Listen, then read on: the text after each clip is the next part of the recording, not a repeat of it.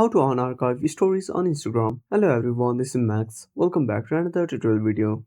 So let's start without wasting any time. Also make sure to watch this video till the end. So first of all, open up Instagram. Now tap on the profile at the bottom right corner. Again at the top right corner, tap on the three lines. Now under how you use Instagram, you will find an option for archive. Simply tap on it. Now select the story you want to restore. Now tap on three dots. Now tap on delete. Again tap on delete.